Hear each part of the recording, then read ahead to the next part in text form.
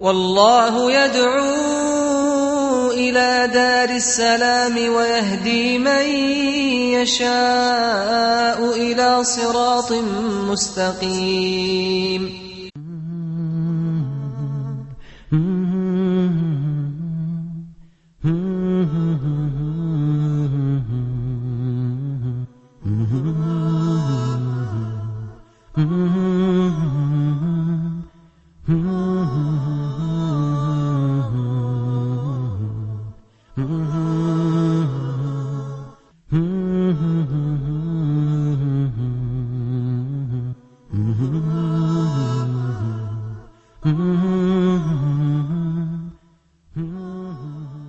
بسم الله الرحمن الرحيم.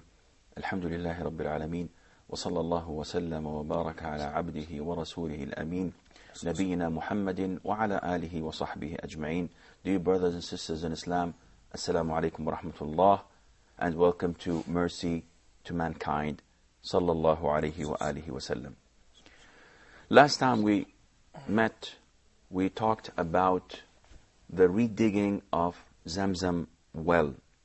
And one would ask, what is the importance of Zamzam well? What's so special about Zamzam that people are making so much fuss about and wanting to control it and to have the honor of giving access to it to the people? Zamzam is a sacred water. It is sacred water in the sense that the blessing of Allah Azza wa Jal is in Zamzam. Our Prophet ﷺ told us a lot about Zamzam. And we believe in this holy water in the sense that it has characteristics that other water does not have. There was a hadith in Sahih Muslim.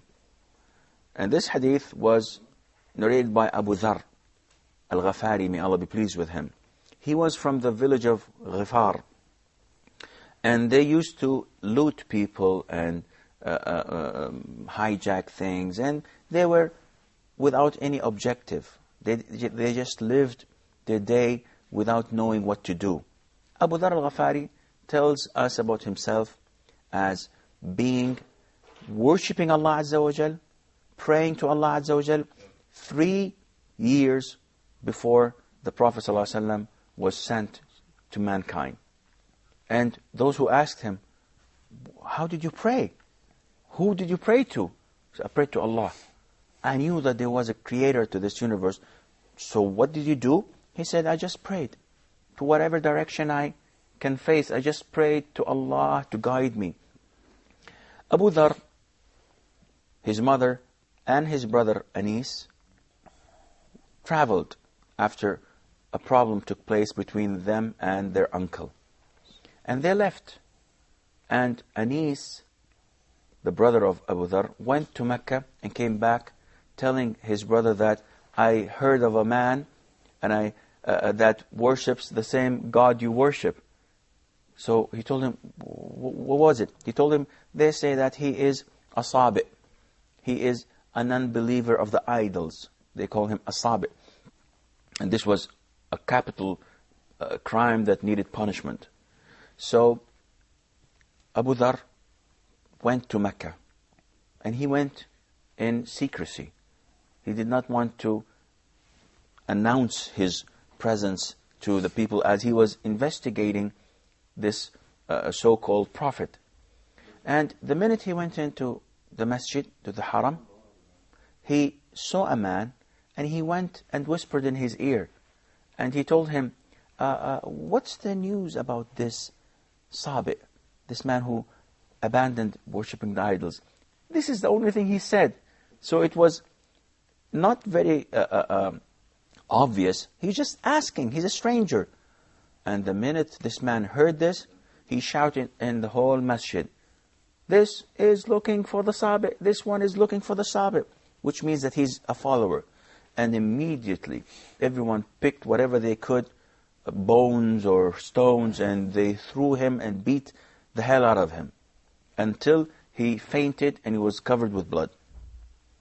And an hour or two later, he was left to die. Because he's a stranger. They had no problem in killing people. They had no problem in attacking others. Especially strangers who had no support or backup or any family to protect them. So he woke up 3 or 4 hours later. He went to the well of Zamzam and he washed the blood off. And he took hiding for a whole month. He hid in the Kaaba and in the surrounding area for a whole month. He says about himself that I did not have anything to eat for a whole month except the water of Zamzam. Now, this is incredible because one would say, you cannot live on water alone. We say, yes, but Zamzam is not water alone. And this is why I mentioned this story to tell you that Zamzam water is a sacred water. Prophet ﷺ told us that the water of Zamzam is food to whomever feeds on it. And it's a cure to whomever seeks cure in it. And this has been practiced, alhamdulillah, by most Muslims, by myself, by everybody else. We find it to be cure to a lot of the diseases. If you have an infection, if you have problems, you just take water of Zamzam and drink as much as possible and you will be cured.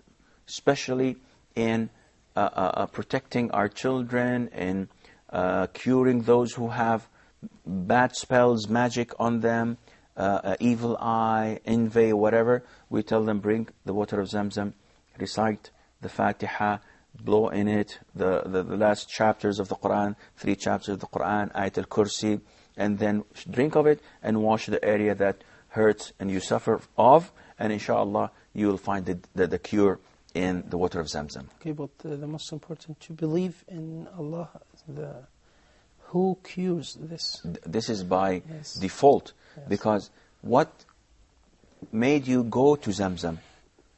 Definitely it's the Sunnah. And the Sunnah comes from Allah Azza wa Jal. And by no doubt, everything a Muslim does is in accordance with his belief that Allah Azza wa Jal is the one that cures. And for example, as Muslims, we believe that honey is a form of medicine. And researchers are revealing to us that it is indeed one of the greatest cures of diseases. Yet, if someone takes honey, believing that honey by itself cures, but it's not Allah, this is shirk. He's associating someone else with Allah Azza wa Jal. No, you have to take honey, and you have to believe that Allah Azza wa Jal is the one that cures. You have to get married in order to have children, but you have to believe that it is Allah, the Almighty, that grants you and gives you these children. Coming back to our story again, Abdul Muttalib already was given the control over Zamzam water. But after what? After they almost died and perished in the desert, after he was overwhelmed by the other families, he felt weak and vulnerable. So he made an oath to Allah Azza wa Jal. Did he see a dream like Ishmael, or like Abraham, or dream regarding? Did he know about the story about Abraham and Ishmael? Of course, everyone knew about this story, but he made this oath in order for him to get what he wants. His main objective was to get those strong men, his sons beside him, to protect him and defend him. So he was willing to have 9 to sacrifice the 10th. So he had the intention to do this, but he was not doing this as a form of worship. He just wanted to get the 9 sons of his. He made this oath, but he did not forget about it. And Allah Azza wa Jal gave him the 10 strong, healthy sons of his own. And when the 10th was born and reaching the age of puberty, and they all became strong men beside him, he told them that now is the time, and I have to fulfill my oath to my Lord. The people, the family of Quraysh, came to him and said, come on, you cannot do this. All of your children are wise and strong men. We respect them. We are willing to do whatever you want. But don't do this. They are begging him not to kill one of his children, though they are not related to him. But they respect Abdul Muttalib. They honor him, and at the same time, they do not want to see one of his children killed. Abdul Muttalib did not retreat.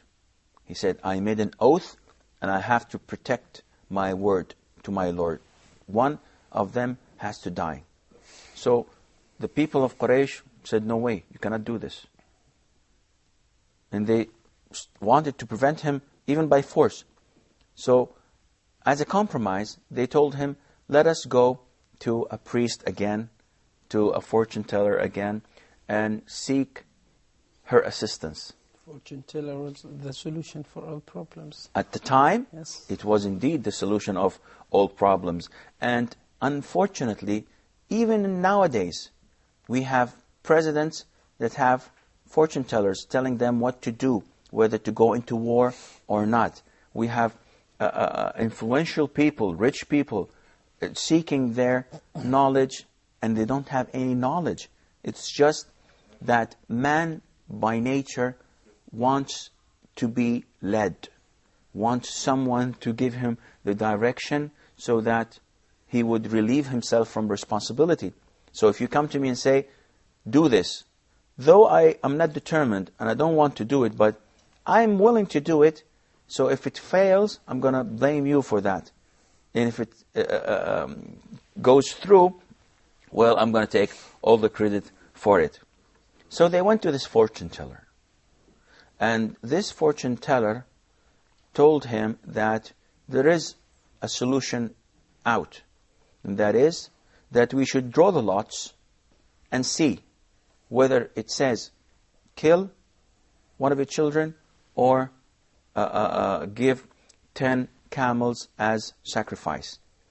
But before that took place, and I forgot to mention this, Abdul Muttalib drew the lots to select which one of his children to kill. And it was Abdullah, the father of our Prophet Muhammad ﷺ, who was chosen to be sacrificed. And he was the most beloved son to his father, Abdul Muttalib. So now the problem is doubled, because it's not one of his sons only, but one of the most beloved sons to himself. So they went to this fortune teller, and this fortune teller told them, you have to draw the lots to know which one to choose. And so they did. It's a kind of balls, lots. It's a kind of balls, or it's kind of straws. Some of it has or arrows that Yes. says you do this or you do that. Just to choose from it what the decision was to be made. I think we have a short break, and afterwards, inshallah, we will continue with the story of sacrificing one of Abdul Muttalib's sons. So be with us. We will be right back.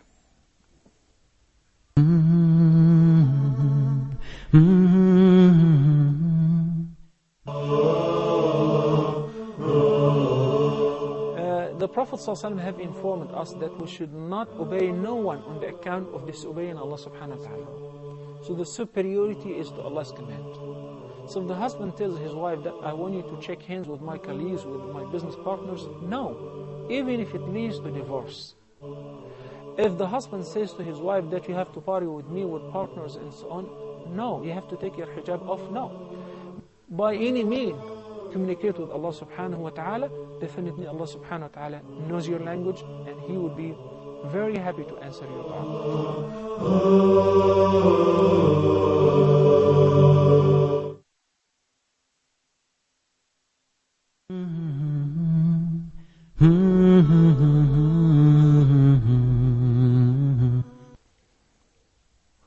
Assalamu alaikum wa rahmatullah, and welcome back. Just before the break, we discussed how Abdul Muttalib and the people of Mecca were in dispute regarding sacrificing one of his sons, and the chosen one was Abdullah, the father of our messenger Muhammad sallallahu alaihi wasallam. And when they went to this priest or fortune teller, they were told that there is a way out, and that is that you choose, ask the gods to choose between slaughtering Abdullah or 10 camels as sacrifice instead. So they drew the lots, and it was said, sacrifice Abdullah. So they added another 10, and again, sacrifice Abdullah, and another 10, and another 10, and another, until they reached 100 camels.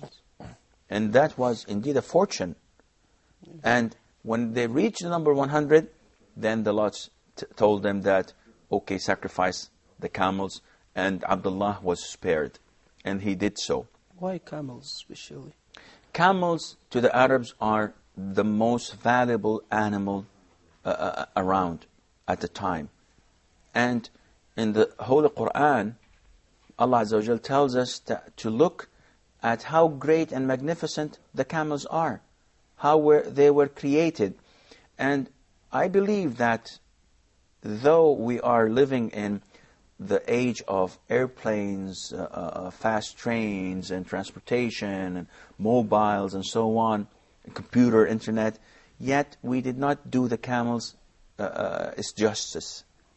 Because Allah did not mention the camel in the Quran without any legitimate reason. If researchers looked into how the camels are created, into their characteristics and specialties, I believe that they will find wonders and wonders of Allah Azza wa Jal.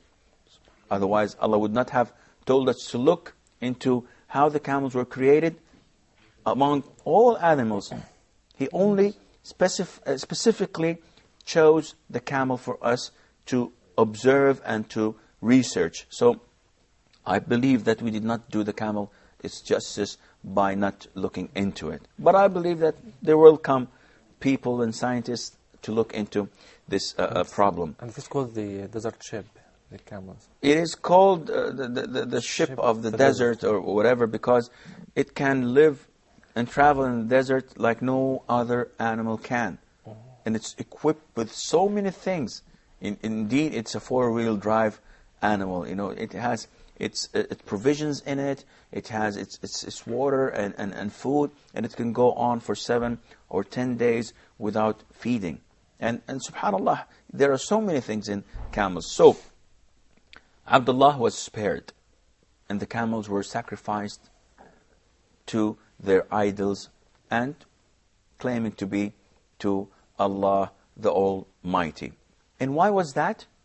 That was to prove to the people of Mecca that Allah Azza wa Jal has spared Abdullah in order for something that is so high and important, and that is to be able for Muhammad sallallahu alaihi wasallam to be born from the offsprings of Abdullah marrying the mother of the Prophet sallallahu alaihi wasallam, Amina. Then Muhammad sallallahu alaihi wasallam is called Ibn al-Dhabihain, the son of the two. That is exactly precisely how he is called.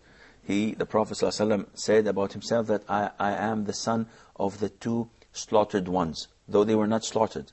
Yes. The first one was Ishmael, when Allah Azza wa Jal, as we mentioned in an earlier program, Allah has instructed him, revealed to him that he must slaughter his son Ishmael. And just as he was about to do that, Allah Azza wa Jal gave him this huge ram to slaughter instead. And this is what all the Muslims do every single year in the festival or in the Eid of Al-Hajj. They sacrifice a sheep, a ram, or a cow, or a camel. This is also acceptable. Yeah. Sacrificing a camel or a cow suffice seven people. Mm-hmm.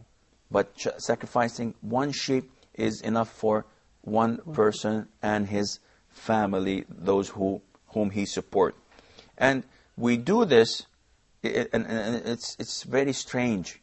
You have people defending the animal rights associations. You have BB coming every now and then saying that Muslims are barbaric, they're killing animals, they're slaughtering animals, and no one defends the humans themselves. We have humans being sacrificed like sheep in Chechnya, in Palestine, and here and there, and nobody stands up and say this is against human rights. But when you slaughter sheep and you feed on these sheep, people come and say Islam is a barbaric religion, it sheds lights and it does this and it does that. This is the Sunnah, and we may never divert from it. So non-Muslims also slaughtered animals to eat, to feed. Some of them, yes, they eat animals, but unfortunately, the majority do not slaughter. Pigs and chickens. They either kill the animal by hitting it on the head with a hammer, or by stinging it, or by injecting it, or by electrifying it. And all of these forms of killing makes the animal unlawful for us to kill. As Muslims, we can only eat the meat of an animal that was slaughtered by a Muslim, a Jew, or a Christian. If these two conditions were not fulfilled, then we may not eat this animal. And this leads us to another problem, which is not within the seerah, that one should be careful of the meat he eats, especially if he's not living in Muslim countries. It's not enough for you to go and to a restaurant in a country where you know that the rules and regulations of that country that you may not slaughter. There are countries in Europe that forbids slaughtering animals. They say you have to kill the animal first by hitting it with a hammer on the head, smashing its skull. Once it's dead, then you may start cutting the meat. Now, this is called mayta, dead animal. We're not allowed to eat from it. But we sacrifice animals every year in Hajj because this is the doing of Abraham, of Ishmael, of our Prophet Muhammad ﷺ, and this is the least painful procedure to be followed with animals. And this is what I don't know, it's not the physicians, it's the doctors responsible of animals. They have a word for that. Veterinarians or something like this. Yeah, the vets. So they say by slaughtering an animal, though it is shaking and trembling, it does not feel anything because you have cut the spinal cord and they are senseless. They don't have any sense. This is the easiest way, the most humane way to kill an animal. Not like hitting it on the head or electrifying it where it's in pain and misery all the time. And again, diverting from our main topic, Islam is the most humane religion and practice with animals. The Prophet ﷺ tells us that whenever you want to slaughter an animal, you have to sharpen your knife. It is a sin to slaughter your animal with a dull knife. Though you're going to kill it eventually, but the pain, the torture is forbidden. And again, the Prophet tells us ﷺ that he once saw a man, and the man was slaughtering a sheep in the range while the other sheep were watching in front of other sheep. So the Prophet was furious and angry with him. And he told him, do you want to kill the sheep twice? Don't you fear Allah Azza wa Jal?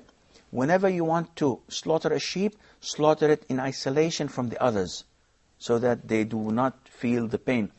They are animals. This is what we think. These sheep are animals. Yet the Prophet told us ﷺ, that they have feelings, and you may not do this with the animal in front of the others. And a religion like this, does it promote slaughtering captives? Does it promote kidnapping and killing people indiscriminately? Does it promote bombing, terrorist attacks? No. Definitely not. Yes. So who's ever doing this definitely does not know our Prophet ﷺ, does not know our religion, and definitely is not a proper Muslim. He's really mercy to mankind. That is our Prophet ﷺ. He is the mercy to mankind. And we will get to this inshallah later on, but just as an example, the Prophet ﷺ once saw a camel, and the camel was weeping. And the Prophet ﷺ, by Allah Azza wa Jal empowering him, got to understand what the camel was saying. And he was furious. And he said, "Who's the owner of this camel?" The man says, I'm the owner of the camel, O Prophet of Allah. Why aren't you feeding him? Why are you carrying so much on him? Fear Allah Azza wa Jal. Be aware that Allah Azza wa Jal will punish you as you punish this camel. This is the mercy not to mankind, not to the jinn.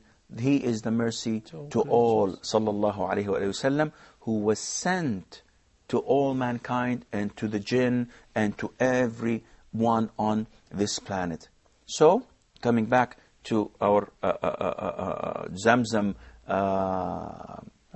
and Abdul Muttalib, Abdullah, the father of Prophet ﷺ, was spared because of the sacrifice of this 100 camels. And nowadays, the blood money, you know what the blood money is? Yes. If someone kills someone by mistake or kills him deliberately, then the family of the victim have the right either to ask for blood money or to ask for execution. The blood money is estimated in 100 camels, the value of 100 camels. I'm afraid that this is all the time we have for today's program. So inshallah, until we meet next time, fi amanillah. Wassalamu alaikum wa rahmatullahi wa barakatuh.